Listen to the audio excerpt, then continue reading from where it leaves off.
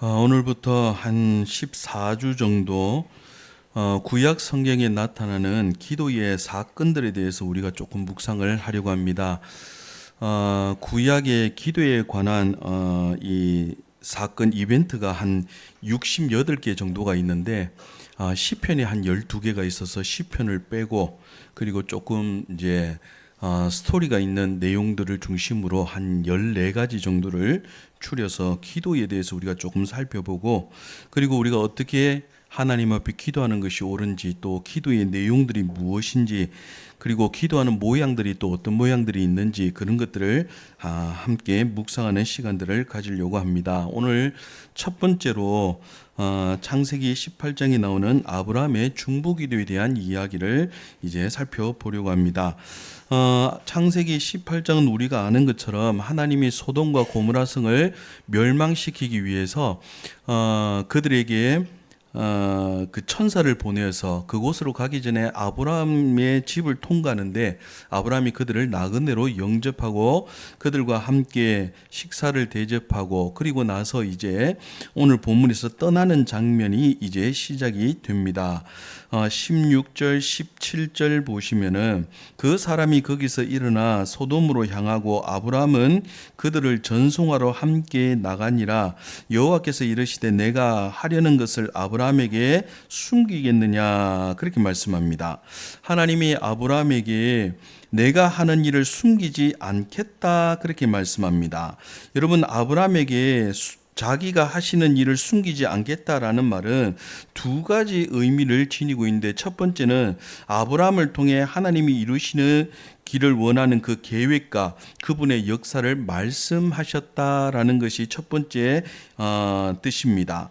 여러분, 그 하나님이 이루기를 원하시고 하나님이 지금 행하기를 원하시는 일이 뭐였습니까? 소돔의 멸망입니다. 18절 19절 보시면 아브라함은, 첫 번째, 아브라함은 강대한 나라가 되고 천하 만민이 그로 말미암아 복을 받게 될 것이 아니냐. 내가 그로 그 자식과 권속에게 명하여 여호와의 도를 지켜 의와 공도를 행하게 하려고 그를 택하였나니 이는 나 여호와가 아브라함에게 대하여 말한 일을 이루려 함이니라. 첫 번째는 하나님이 아브라함에 대한 계획과 아브라함에 대한 목적을 분명히 말씀합니다. 그리고 두 번째 이야기가 20절 21절, 여호와께서 또 이르시되 소돔과 고모라에 대한 부르짖음이 크고 그 죄악이 심히 무거우니 내가 이제 내려가서 그 모든 행한 일이 과연 내게 들린 부르짖음과 같은지 그렇지 않은지 내가 보고 알려 하노라. 여러분, 하나님이 두 가지의 사실을 말씀하셨는데, 첫 번째는 아브라함에 대한 계획이었습니다. 여러분, 아브라함에 대한 계획이 무엇입니까? 하나님이 그를 천하 만민의 복으로 삼으시겠다. 그리고 그의 자녀들도 하나님의 명령과 도와 공의를 지켜가는 자들로 내가 삼겠다라고 하는 아브라함에 대한 하나님의 사랑과 계획을 말씀하고 계시더라라는 것입니다. 여러분, 굉장히 중요한 사실 하나를 깨닫게 되는데, 하나님은 지금 기도와 하나님이 행하시는 소돔의 일 전에 하나님은 먼저 집중하고 계시는 것이 하나 있습니다. 무엇입니까? 아브라함에 대한 하나님의 사랑입니다. 여러분, 하나님의 사랑을 우리가 깨닫지 못하면 하나님의 사역을 할 수가 없습니다. 왜냐하면 하나님의 일을 감당하는 것은 생각보다 어렵고 우리 마음에 시험거리가 많습니다. 그러나 우리 마음에 환난과 시험거리가 있다 할지라도 하나님이 나를 향한, 하나님이 우리를 향한 그분의 사랑에 대한 안정감이 있다라고 한다면 우리는 흔들리지 않는다라는 것입니다. 그리고 그 안정감이 있을 때 우리는 끝까지 하나님의 일을 감당할 수 있다라는 것입니다. 여러분, 하나님이 정말 나를 사랑하고 정말 나를 위하여 놀라운 계획을 가지고 계신다는 것을 확실히 믿는 사람이라고 한다면 여러분, 주의 일 하다가 어렵고 힘들 때 흔들리지 않습니다. 여러분, 시험 들었다라고 하는 사람들의 이야기를 가만히 들어보십시오. 그 사람들의 이야기의 결론은 무엇입니까? 하나님이 나를 사랑하지 않는다라는 게 결론입니다. 여러분, 그러니까 사실은 예수님을 공격했던 사단도 예수님의 공격하는 영역이 무엇인가를 자세히 봐야 돼요. 여러분, 예수님이 광야에서 40일을 금식하고 줄이고 난 이후에 세 가지 시험을 받지 않습니까? 우리는 이 시험을 첫 번째 떡에 대한 시험, 그러니까 음식, 우리 생활에 대한 시험. 두 번째는 안정감에 대한 시험, 높은 것에 뛰어내려라. 세 번째는 천하만국을 줄 테니 이 나를 경배하면 내가 그에게 주겠다라고 하는 영광에 대한 시험이라고 생각하지만 엄밀하게 보면 그 시험의 내용이 아닙니다. 여러분, 첫 번째 사단이 와서 예수님에게 시험할 때 뭐라고 합니까? 네가 만일 하나님의 아들이라고 한다면 이 떡을 명하여 이 돌을 명하여 떡을 만들라. 여러분, 돌을 명해서 떡을 만드는 게 시험이 아닙니다. 그 시험의 키가 무엇입니까? 네가 하나님의 아들이라고 한다면. 여러분, 사단이 예수님을 공격했던 것이 떡을 만드느냐 못 만드느냐 여기 시험한 거 아닙니다. 너가 하나님의 아들이 맞냐? 하나님의 사랑하는 자녀가 맞냐? 여기에 대한 시험입니다. 두 번째 시험도 똑같죠. 너가 만약 하나님의 아들이면 뛰어내리라. 그러면 천사가 와서 너를 받들 것이다. 안정감이라고 생각했지만 그 시험의 핵심도 뭐였습니까? 너가 하나님의 아들이라고 한다면. 그게 핵심적인 시험이었습니다.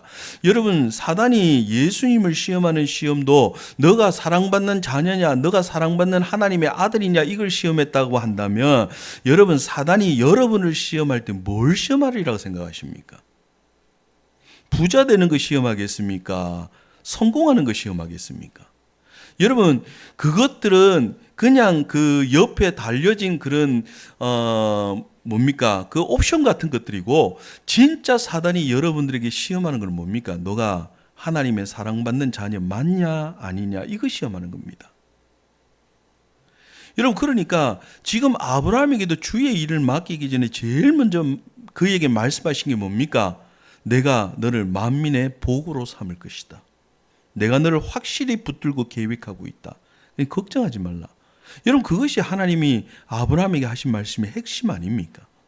여러분, 이 안정감이 있다라고 한다면 우리는 시험이 와도 별로 흔들리지 않습니다. 그러나 이 안정감이 없다라고 한다면 우리는 조그만 시험이 와도 하나님의 사랑에서 벗어나 버리더라라는 것입니다. 그래서 하나님은 아브라함에게 내가 너로 큰 민족의 복을 이루고 열방의 복을 이루고 또 내 자손들이 하나님의 공의와 사랑을 행하는 그 자녀들로 내가 반드시 삼을 것이다. 하나님 그를 축복하고 계시더라라는 것입니다. 여러분, 그러면서 또 한 가지 생각할 것이 있습니다. 여러분, 하나님이 그렇게 말씀하고 나서 이제 소돔에 대한 이야기를 꺼내십니다. 그런데 여러분, 우리는 궁금증이 하나 생깁니다. 도대체 하나님이 왜 아브라함에게 소돔에 대한 이야기를 했을까? 여러분, 소돔의 이야기를 꺼내는데 사실은 뭡니까? 천사들이 소돔이 정말 죄악으로 죽을 도시인지 아닌지 정탐하러 가는 거 아닙니까? 그거 지금 테스트하러 가는 거 아닙니까? 여러분, 시찰 나가는데 시찰 간다고 다 알려주고 갑니까? 여러분, 생각해 보시면 차를 타고 가시는 분들 때로는 음주 단속하는데, 여러분, 음주 단속한다고 언제 어디서 몇 시부터 몇 시까지 음주 단속한다고 딱 정해놓고 그거 온 국민에게 알려놓고 그렇게 그 단속을 합니까? 뭐 요즘 보니까 좀 알려주는 것도 있긴 있더라마는, 그죠? 여러분, 그러나 원래 단속하고 테스트하는 것은 비밀리 하는 것입니다. 그게 원칙 아닙니까? 이 사람이 정말 똑바로 하는지 못하는지 그거를 알아보려고 하면 알려주고 오는 것이 아니고 몰래 와서 보는 것이 정상이에요. 그러니까 지금 천사가 소돔을 가는 것도 알려주고 가는 게 아닙니다. 지금 비밀 실찰하러 가는 것입니다. 그런데 하나님이 느닷없이 아브라함에게 이 비밀 실찰 내가 할 거다고 하나님이 알려주시는 거예요. 그럼 우리는 궁금증이 생긴다는 거, 왜 하나님이 아브라함에게는 그걸 알려주셨을까? 원래 비밀은 감춰야 되는 거 아닙니까? 비밀을 덮어놔야 되는 거 아닙니까? 근데 왜 하나님은 그것을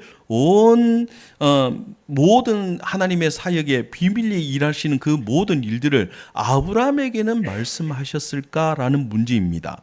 여러분, 거기에는 몇 가지 이유가 있습니다. 하나님이 아브라함을 어떻게 보고 있느냐가 굉장히 중요합니다. 이사야 41장 8절입니다.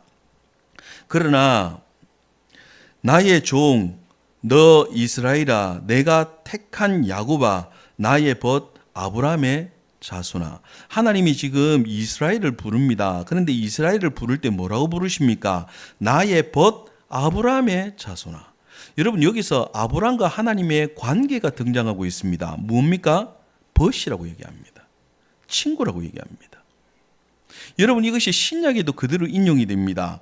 야고보서 2장 23절 이에 성경에 이른바 아브라함이 하나님을 믿으니 이것을 의로 여기셨다는 말씀이 이루어졌고 그는 아브라함의 하나님의 벗이라 칭함을 받았나니. 여러분 신약도 하나님이 아브라함을 뭐라고 부르십니까? 벗이라고 부릅니다. 친구라고 부릅니다.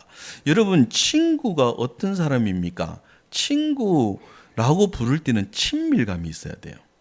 여러분 적어도 비밀을 이야기할 만큼 가까운 사람을 친구라고 말합니다. 여러분 그냥 아는 사람도 물론 친구긴 하지만 여러분 정말 친한 친구, 정말 나의 요즘 아이들 말로 찐친이라고 얘기합니까? 정말 가까운 친구라고 이야기하는 사람은요 비밀을 공유한 친구예요. 적어도 그 사람에게는 그 말을 숨기지 않고 할 수 있는 친밀감이 있는 사람을 벗이라 친구라 그렇게 말하지 않습니까? 근데 하나님이 아브라함을 뭘로 여기셨다고요? 그런 나의 벗으로 여기셨다는 거예요. 그래서 몰래 감추고 소돔을 정탐해야 됨에도 불구하고 하나님은 그를 찾아가셔서 내가 이 일 행할 거야 라고 하나님이 다 말씀하셨다는 거예요.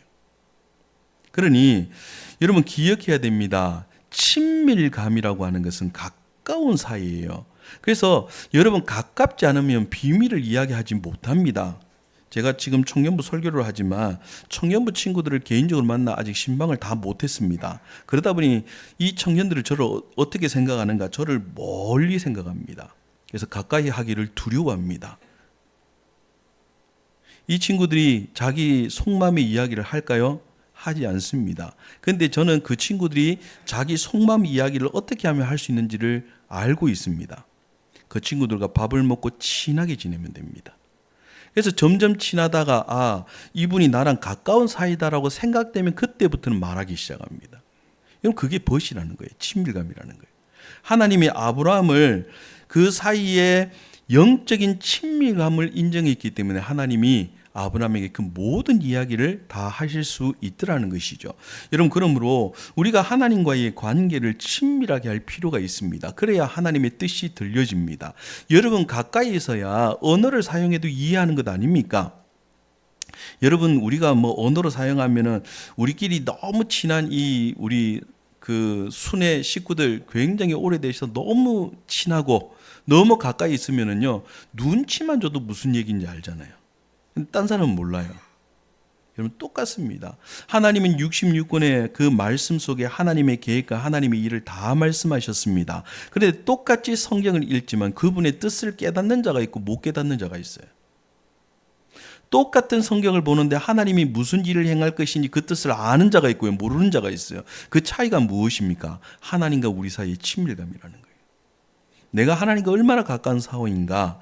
가까워야 하나님의 뜻을 분별할 수 있더라라는 것입니다. 기도 중에 하나님이 어떤 마음을 품고 계시는지 알 수 있는 유일한 방법은요. 하나님과 가까이 있어야 됩니다. 여러분 그런 영적 친밀감이 우리 속에 있기를 소원합니다. 여러분 그러려면 하나님과 자주 만나야 돼요. 가까이 하는 방법 하나밖에 없습니다. 자주 만나는 것 외에는 친밀감이 생기는 방법이 없습니다. 여러분 기도를 할 때 기도가 길게 할 수 있는 분이 있고 기도하면 짧게밖에 못하는 분이 있습니다. 차이가 뭔 줄 아십니까? 기도를 자주 하는 사람은 길어지고요. 기도를 자주 안 하는 사람은 짧아요. 그 차이밖에 없습니다. 그 사이가 뭡니까? 친밀감의 차이라는 것입니다. 그러므로 하나님을 가까이 하는 은혜가 우리 속에 있기를 간절히 소원합니다. 여러분 그럼 이제 하나님이 두 번째 사역인 소돔의 이야기를 이제 꺼내셨습니다. 내가 그들을 이제 죄악이 관영함으로 내 귀에 너무 많이 들리니 내가 진짜 그런지 아닌지 내가 살펴보려 하노라 하면서 천사들을 보내게 됩니다. 여러분 이 이야기를 들은 아브라함의 반응이 중요합니다. 22절입니다. 사람들이 거기서 떠나 소돔으로 향하여 가고 아브라함은 여호와 앞에 그대로 섰더니, 여기 여호와 앞에 섰다라는 이 표현이 구약에 자주 등장하는데 이 표현은 거의 다 기도했다라는 표현이에요. 그래서 실제로 그 다음 절에 바로 아브라함의 기도가 등장하는 겁니다. 여러분, 아브라함의 기도가 뭐라고 등장합니까? 23절부터 보시면은 아브라함이 가까이 나아가 이르되 하면서 기도가 시작이 되는 거예요. 그러니까 여호와 앞에 섰다라는 말은 기도했다라는 말과 동의어입니다. 여러분, 그러면 하나님의 비밀을 들었어요. 하나님의 지금 비밀 이야기를 들었습니다. 그러면 이 비밀 이야기를 들은 사람들은 뭘 하는 사람이냐라는 문제예요. 우리는 비밀 이야기를 듣고 있으면 내가 누구 권력 높은 사람이 나한테 비밀 이야기 하나를 던져 주었습니다. 그러면 어떻습니까? 나는 그 사람하고 가까이 있다는 뿌듯한 마음이 생기지 않습니까? 그것만 갖고 있으면 기도자가 아니에요. 여러분, 아브라함이 왜 중보 기도자라고 이야기하는가? 최근에 중보 기도 이야기를 참 많이 쓰는데 중보 기도의 정확한 성경적 표현은 도고 기도입니다. 도고라고 얘기합니다. 여러분, 기도와 권고와 또 요청과 도고와 감사와 이 기도의 종류들이 나오는데 그 기도의 종류 중에 도고라는 기도가 중보기도라고 우리는 일반적으로 이해를 합니다. 근데 한자어죠, 한자어. 여러분, 어쨌든 그러나 요즘 도고 기도라는 말은 거의 쓰지 않고요. 중보기도라는 말을 거의 씁니다. 여러분, 중보기도는 남을 위하여 하는 기도 그렇게만 이해를 하는데 정확한 의미를 이야기하면 중보기도는 남을 위하여 하는 기도가 맞습니다. 그러나 그것은 중보기도의 한 영역일 뿐이고 중보기도의 진짜 큰 그림을 바라보면은요. 그런 내용이 아니고 하나님이 우리에게 자기 비밀의 말씀을 들려주셨습니다. 그걸 다른 말로 비전이라고 얘기합니다. 하나님 우리에게 하나님의 행하실 비전을 보여주셨어요. 그럼 우리가 하나님의 행하실 일을 듣고 보았습니다. 그러면 그 일에 대하여 두 가지 반응이 일어나요. 첫 번째, 의문점이 생길 수 있어요. 왜 하나님이 그렇게 하시지? 왜 하나님이 이렇게 행하셔야만 될까? 라는 의문점이 생기든지 아니면 하나님이 이 일을 행하시는데 이런 일이 필요하겠군요 라고 하는 필요가 생기기 시작합니다. 어느 쪽이든지 상관없습니다. 하나님의 행하시는 이 하나님의 역사의 비전이 우리 속에 들려지고 나면 우리는 둘 중에 한 가지 마음이 든다는 게 첫 번째, 이 일을 하나님 반드시 이룬다는 것을 확신하면 하나님 이 일을 이루신데 이런 것들이 필요하겠군요 라고 하는 필요가 느껴지든지 아니면 하나님 왜 이런 일을 행하시지? 라는 의문이 생긴다는 거예요. 그러면 그 두 가지가 생기고 나면 뭘 해야 돼요? 기도해야 돼요. 그때부터 중보기도가 시작이 되는 거예요. 하나님이 행하시는 필요가 생기면 그 필요를 이루어달라고 우리는 엎드리기 시작하는 것입니다. 아니면 하나님 왜 이런 일을 행하십니까? 라는 의문이 들면 그 의문을 가지고 주 앞에 나가서 기도하기 시작하는 거예요. 여러분, 그렇게 기도하기 시작을 하면 기도를 자꾸 하다 보면 하나님 반드시 이런 일을 이루시겠구나, 아니면 하나님의 뜻을 바꿔서 이렇게 행하시겠구나 라고 하는 믿음이 생기기 시작합니다.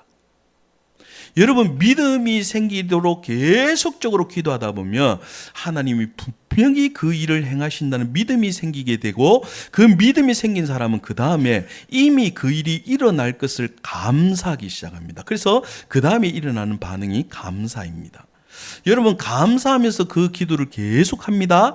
계속하다 보면 그 일이 이제 응답받는 단계가 오죠. 응답이 찾아옵니다. 그러면 응답이 찾아오면 그때부터는 이제 기도가 필요 없어요. 왜냐하면 이미 응답되었기 때문에 그래요.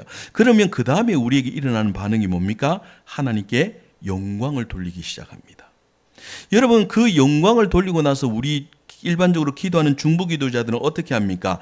다시 하나님의 새로운 비전을 찾기 시작합니다. 여러분, 이것을 중보기도 사이클링이라고 얘기하는 거예요. 중보기도자들은 보통 이 패턴을 가지고 기도하는 거예요. 그런데 우리는 일반적으로 이런 기도를 드리기보다는 상대방이 무슨 필요가 있는지 필요만 기도를 많이 합니다. 근데 중보기도자라고 이야기할 때는요, 그 필요를 조금 넘어서서 하나님이 무슨 일을 행하실 건지를 보기 시작합니다. 그게 조금 차이가 있어요. 여러분, 그러니 우리는 하나님 앞에 기도할 때 우리 필요를 따라 기도하는 것도 중요합니다만 하나님이 우리에게 무엇을 행하기를 원하신지, 그분이 무슨 뜻을 가지고 있는지 그 뜻을 바라보는 시야가 필요하더라라는 것입니다. 그 시야를 보는 것이 뭡니까? 하나님과 가까이 가는 것입니다. 아브라함에게 하나님의 이제 비전이 보였습니다. 그런데 그 놀라운 비전이 소돔과 고모라를 멸망시킬 것 같은 엄성이었어요. 그러자 아브라함에게 드는 마음은 뭡니까? 하나님 속히 소돔과 고모라를 멸망시켜 주십시오. 이 확신이 아니었고요. 아브라함의 가슴 속에 의문이 든 거예요. 그 의문이 뭡니까? 기도의 가운데 그대로 나타납니다. 23절부터 25절입니다. 아브라함이 가까이 나아가 이르되 주께서 의인을 악인과 함께 멸하려 하시나이까 그 성중에 의인 50명이 있을지라도 주께서 그곳을 멸하시고 그 의인 50 의인을 위하여 용서하지 아니하시리까 주께서 이같이 하사 의인을 악인과 함께 죽이심이 부당하오며 의인과 악인을 같이 하심도 부당하나이다. 세상을 심판하시는 이가 정의를 행하실 것이 아니니까. 여러분, 아브라함이 뭘 이야기합니까? 하나님이 그 일을 행하시는 것과 다 이해를 하겠는데 하나님 의문점이 있습니다. 만약 그 땅에 의인이 있으면 어떻게 할 것입니까? 하나님이 의인과 악인을 같이 죽이실 것입니까? 그런데 그 마음속에 그건 아니라는 거예요. 아브라함 속에. 그래서 뭘 합니까? 의인과 악인을 함께 멸하심이 부당하오며 그들과 똑같이 하는 것도 합당치 않습니다. 그러니 하나님 그 땅에 의인 50 있으면 어떡하겠습니까? 그러면서 하나님 세상을 심판하는 자가 공의로 심판해야 되지 않겠습니까? 그러니 어떻게 의인과 악인을 함께 다루십니까? 그런 일은 있을 수 없습니다. 라고 자기의 의문점을 가지고 하나님께 나갑니다. 사랑하는 여러분, 우리가 이 땅을 바라보면 참 그런 생각 들 때가 많지요. 우리가 봐도 이 땅은 금방 멸망당할 만큼 죄악이 관영합니다. 여러분, 그럼에도 불구하고 하나님이 이 땅을 왜 용서하실까 궁금증이 생기지 않습니까? 이 아브라함의 기도를 드리는 사람들이 있기 때문에 그래요. 하나님, 이 땅에 그래도 주를 사랑하는 하나님의 의인들이 있는데 어떻게 그들과 똑같이 다루십니까? 여러분, 이 기도를 들은 하나님이 놀랍게 바로 응답하셨죠. 26절입니다. 여호와께서 이르시되 내가 만일 소돔 쓴 것 가운데에서 의인 50명을 찾으면 그들을 위하여 온 지역을 용서하리라. 여러분, 이 순간 아브라함이 아차 싶은 거예요. 하나님의 진짜 마음이 소돔과 고모라를 멸망시키는 게 아니구나 싶은 생각이 든 거예요. 그래서 아브라함이 다시 나갑니다. 하나님, 만약 그 땅에 45명이 나오면 어떻게 하겠습니까? 하나님, 용서하리라. 하나님, 30명이 있으면 어떻게 하겠습니까? 용서하리라. 하나님, 20명이 있으면 어떻게 합니까? 용서하리라. 하나님, 10명이 있으면 어떻게 하겠습니까? 용서하리라. 여러분, 아브라함은요, 확신했어요. 아브라함은 하나님의 진짜 마음이 뭔지를 깨달았습니다. 그 마음은 놀랍게도요, 하나님이 그 땅을 용서하고 싶어 한다는 사실이에요. 우리는 하나님의 심판의 이야기를 참 많이 이야기합니다. 그러나 여러분, 진짜 그 안에 담겨진 하나님의 마음을 이해를 잘 못할 때가 있어요. 여러분, 예언서의 이야기를 가만히 들어보십시오. 예언서의 그 예언자들이 하는 이야기가 뭡니까? 너희들이 이런 죄악을 범하고 이런 악을 범했으니 하나님 반드시 너희를 심판하겠다라는 것이 예언서의 진짜 이야기 아닙니까?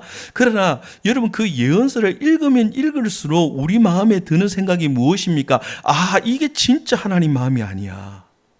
하나님 마음은 돌아서라가 진짜 하나님 마음이야. 하나님이 이스라엘 백성을 온전히 멸하는 게 그분의 뜻이 아니었어요. 그러니까 나중에 그 예레미야입니까? 예레미야가 이 기도하다가 하나님의 뜻을 딱 발견하지 않습니까? 그래서 뭐라고 이야기합니까? 하나님의 본심은 이것이니 너희들이 복을 받기 원하는 것이라. 그게 하나님 본심이에요. 너희 안에 화평이 임하는 것이 하나님의 본심이라. 여러분, 호세아가 하나님 앞에 기도합니다. 호세아가 자기 부인을 데리고 왔는데 이 부인이 이 창녀에서 데리고 온 여인이지 않습니까? 그러니까 이 여인이 정상적으로 살 수가 없어요. 그러니까 이 믿음만 쫓고 있는 이 남자하고 사니까 그 여인이 얼마나 답답하고 힘이 들겠습니까? 도망가 버렸어요. 근데 하나님이 느닷없이 또 그 여인 데리고 오라고 이야기합니다. 그리고는 그 여인이 어디 팔려가 있으니까 돈을 주고 그 여인을 사오라고 얘기해요. 그리고 다시 찾아옵니다. 찾아왔는데 그 여인이 그 삶을 또 견딜 수 있습니까? 자녀 놔두고 자녀 버리고 다 도망가 버렸어요. 여러분, 호세아가 가슴이 무너지지 않습니까? 그래서 하나님께 기도합니다. 하나님이 어떻게 이럴 수가 있습니까? 라고 기도하는데 하나님 그때 이야기합니다. 호세아야, 그 여인이 꼭 이스라엘과 같다. 내가 내 백성을 돈으로 사서 내 자녀로 내 아내로 삼았는데 그들은 나를 싫어 버리고 도망갔다. 그러니 내가 그들을 어찌 용서하겠냐. 그러면서 호세아에서 그 이스라엘 백성이 멸망의 이야기가 쭉 진행을 합니다. 근데 30장에 가더니 하나님이 느닷없이 그렇게 합니다. 아드마야, 내가 너를 어떻게 놓겠느냐. 이드마야, 내가 어떻게 너를 버리겠느냐. 여인들이 그 젖먹이를 어떻게 버리며 여인들이 그 여인을 어떻게 버리겠느냐. 혹 그들은 그렇게 할지라도 나는 그렇게 할 수 없다. 그런데 내가 이 백성을 생각하며 내 가슴 속에 불이 있는 것 같아서 그들을 용서할 수밖에 없다. 그게 하나님 본심이었어요. 그래서 저는 선지서를 볼 때마다 늘 이 선지서를 읽으면서 제 마음속에 하나님의 심판의 이야기를 할 때마다 저는 그렇게 이야기합니다. 이것은 하나님의 역설이다. 거꾸로 이야기하신 거다. 하나님의 본심은 돌아오기를 원하는 것이고 하나님의 본심은 이 땅을 용서하기를 원하는 거예요. 그런데 중요한 것은 이 마음을 누가 하느냐는 거예요. 기도하는 사람이 압니다.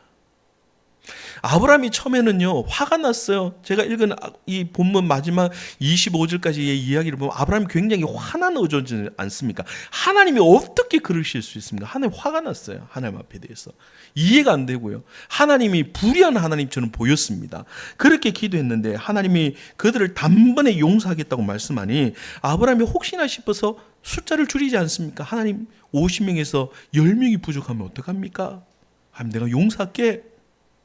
점점 확신으로 바뀝니다. 하나님 거기 30명 있으면 어떡합니까? 용서할게. 점점 확신으로 바뀝니다. 아, 하나님은 소돔 땅을 용서하기를 원하시는구나. 그래서 아브라함이 생각했어요. 10명은 있겠지. 그래서 거기 멈춘 거예요. 근데 아브라함이 한 번만 더 용기를 내었으면 하나님 한 명만 있으면 어떡할까요? 여러분 지금 하나님의 분위기는 소돔을 진짜 용서하고 싶어 하시잖아요. 그러니까 한 명만 있다고 한다면요 용서하실 것 같아요. 여러분 그런데 그 땅에 유일한 의인 한 명이 존재했잖아요. 여러분 우리가 볼 때는 볼품 먹고 저 사람 진짜 의인일까 싶은데 야고보서에 롯을 뭐라 합니까? 의인이라.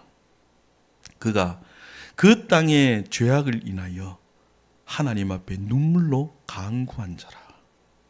여러분 롯이 처음에 그 땅에 가니 그래도 롯이 아무리 세상이 좋고 멋져도 해도 아브람 품에 자랐던 사람 아닙니까? 그 땅에 가서 바라보니까 그 땅이 죄악이 너무 관영한 거예요. 그래서 아브람이 자기도 모르게 기도가 됩니다. 하나님 이렇게 많은 죄악이 관영한 이 도시 어떻게 살아갈 수 있습니까? 그렇게 기도한 모습. 그러나 롯은 믿음으로 산 사람이라고 말하긴 진짜 어려워요. 그럼에도 불구하고 그렇게 기도한 모습을 하나님 뭐라고 칭하셨습니까? 롯은 의인이라. 그렇게 딱 정해놓으신 거예요. 그러니까 만약에 한 명까지만 내려갔다고 한다면 하나님 그 땅을 용서했을까요? 용서하셨을 거예요. 그게 하나님의 본심이었습니다. 사랑하는 성도 여러분, 기도하는 자, 중보기도자라고 하는 사람들은 도대체 뭐 하는 사람입니까? 그 하나님의 마음을 알아. 그 땅이 용서받을 수 있을 때까지 그분 앞에 서 있는 자입니다. 여러분 그래서 에스겔이 그렇게 기도하지 않습니까? 하나님의 에스겔을 향해 그렇게 이야기합니다. 나의 진노가 온 이스라엘 땅에 퍼져 그들에게 쏟아지는데 누가 나와 이 백성의 갈라진 틈에 서서 나의 진노를 막을 자가 누구냐? 근데 내가 아무리 돌아보아도 그 앞에 서서 이 진노를 막았을 자가 없으므로 내가 그들에게 이 진노를 부었노라. 여러분 하나님 본심이 뭐였습니까? 누가 그 틈에 서서 하나님이 이 땅을 향하여 진노를 내리시는 것을 하나님 아닙니다 라고 막았을 자를 찾고 계셨다는 거예요. 지금도 하나님은 이 시대에 이런 기도자들을 찾고 계십니다. 여러분 지금 이 시대를 들여다보면 소돔 땅보다 깨끗한 땅입니까? 아니요. 죄악을 치고 그 죄악의 부피와 양을 치면은요, 소돔과 별반 다를 바가 없습니다. 누가 지금 하나님이 이 땅을 멸망시키는데 하나님 억울합니다 라고 소리칠 자가 누가 있겠습니까? 아무도 없습니다. 그럼에도 불구하고 왜 하나님이 이 땅을 용서하십니까? 이유는 딱 하나입니다. 그래도 새벽마다 저녁마다 금요일마다 하나님이 이 땅을 용서해달라고 그 갈라짐 틈 사이에서 하나님의 진노를 막아 쓰는 자들이 있기 때문에 그러는 거예요. 이 땅을 한 번만 불쌍히 여겨달라고. 하나님은 그런 사람을 찾고 계십니다. 그러므로 주 앞에 기도하는 사람들이 하나님, 이 나라, 이 민족, 이 가정, 하나님 사단이 무너뜨리기를 원하는 그 모든 것에 갈라짐 틈 사이에 서서 하나님, 그래도 이 백성을 불쌍히 여겨달라고 그 앞에 서서 하나님의 진노를 막아서는 자가 단 한 명이라고 있다고 한다면 하나님 그 기도를 들으시고 이 땅을 용서하십니다. 그게 하나님의 본심입니다. 지금도 이 땅에 수많은 구원받을 향한 영혼들이 있고 이 땅에 여전히 주를 쫓아야 되는 수많은 사람들이 있기에 누군가 그 틈에 서서 하나님 이 땅에게 은혜를 베풀어 달라고 기도하는 자를 찾고 계십니다. 그런데 참 안타까운 것은 여러분, 요즘은 점점 교회가 갈수록 기도회 숫자도 줄어들고요, 기도하는 사람들의 숫자도 줄어드는 것을 보게 됩니다. 그래서 그런 모습을 볼 때마다 이제 점점 하나님 앞에서 이 땅을 향하여 기도하는 자가 사라지므로 마지막 때가 점점 가까이 오는 것은 아닌가 싶은 마음이 들 만큼 온 교회 안에 기도의 힘이 점점 잃어가는 시대를 저희들이 살고 있더라라는 것입니다. 그러나 마지막 주님 오실 때까지 오늘도 그 앞에 막아서는 우리가 되기를 소원합니다. 그러면서 한 가지 더 생각할 것이 있습니다. 여러분, 소돔 고모라가 진짜 멸망당한 이유는 분명히 그들의 죄악 때문입니다. 그들이 용서받지 못할 죄악이 소돔과 고모라 땅에 충만했습니다. 그런데 아브라함의 기도의 입장에서 들여다보면요, 그 이유가 조금 달라집니다. 아브라함이 하나님 앞에 용서를 받았잖아요. 몇 명요? 의인 10명만 있으며 그 땅을 용서하겠다는 하나님의 응답을 받았습니다. 그러나 결론적으로는 소돔과 고모라 성이 멸망당했습니다. 그러면 그 이유가 무엇입니까? 의인 열이 없어서 멸망당한 거예요. 여러분, 여기서 굉장히 중요한 사건 하나를 깨닫게 됩니다. 여러분, 이 땅의 멸망과 이 땅의 용서의 키를 쥐고 있는 사람이 누구냐는 거예요. 세상의 죄악이 하나님의 심판의 키냐? 물론 그것이 근본적인 키는 되겠죠. 그러나 결정적으로 하나님의 마음을 예스, 노로 갈리게 하는 것은요, 그들을 위하여 기도하고 있는 하나님의 의인들이라는 거예요.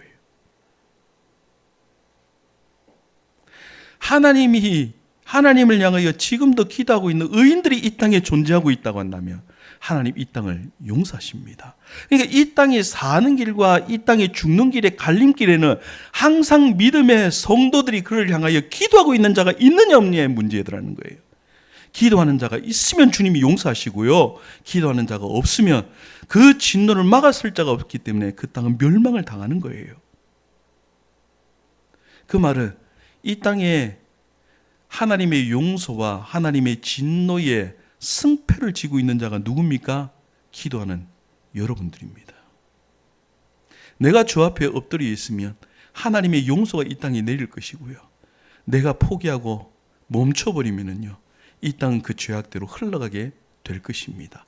그러므로 하나님은 이 땅의 모든 권세와 능력과 모든 시간들을 믿음의 성도들의 기준에 맞추고 계시더라는 것이에요. 그러므로 이 땅에 하나님과 자기 백성을 향하여 엎드리는 믿음의 성도들이 되어 오늘도 주의 영광을 구하는 우리 모든 믿음의 성도들이 되기를 간절히 소원합니다. 기도하겠습니다.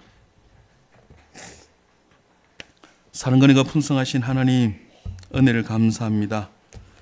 이 땅을 향하여 오늘도 눈물을 흘리며 하나님과 이 땅에 갈라진 틈에 서서 주의 진노를 막았을 자를 찾고 계시는데 아버지, 저희들이 발견될 수 있도록 도와주시고 이 나라, 이 민족, 또 이 가정들의 주의 권속들의 가정에 하나님의 은혜가 계속적으로 부어질 수 있도록 하나님 용서를 구하는 중보자들이 저희들이 될 수 있도록 복을 다하여 주시옵소서.